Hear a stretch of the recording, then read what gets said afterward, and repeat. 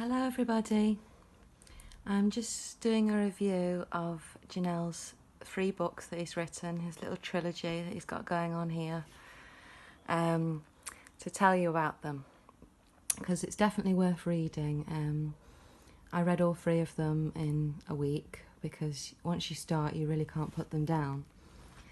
So this is the first one, and it's talking about his upbringing in Bermuda and all the adventures that he gets up to, or the mischief, should we say. And it's just, a good read, something, a lifestyle that's perhaps very different to anyone else's upbringing. It is what it is, and it's a fun story.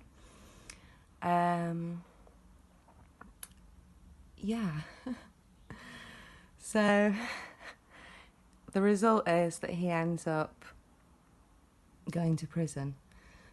And so then we move on to the second book.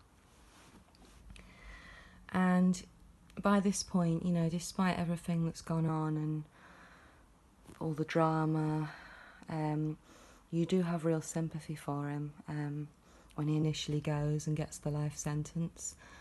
He's very honest and says, he broke down and was in a state of tears, and it was that state of being completely overwhelmed by, human emotion and feeling so trapped inside the personhood and nowhere to go.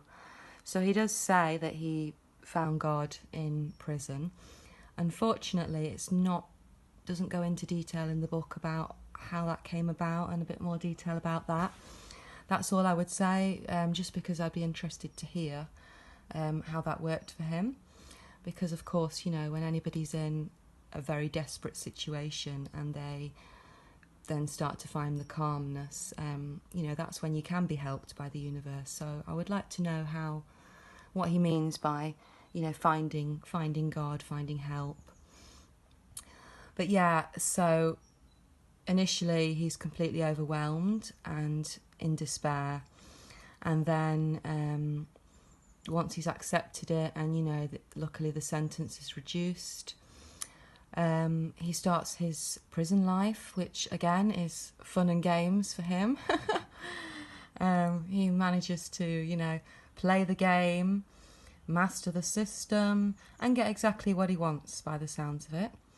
So yeah, it's interesting how well he actually does when he's in prison, but it's still hard to believe it. He was there for 5 whole years. It was a very long time.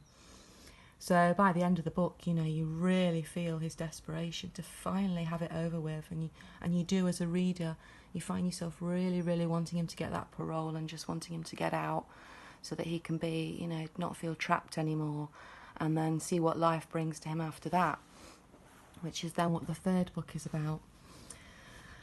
Life back out on the streets of Bermuda, but on parole, so there's conditions, and you can't wait to read it because you think, will he do it? Will he be able to stay out of trouble? And again, he seems to be incredibly lucky at avoiding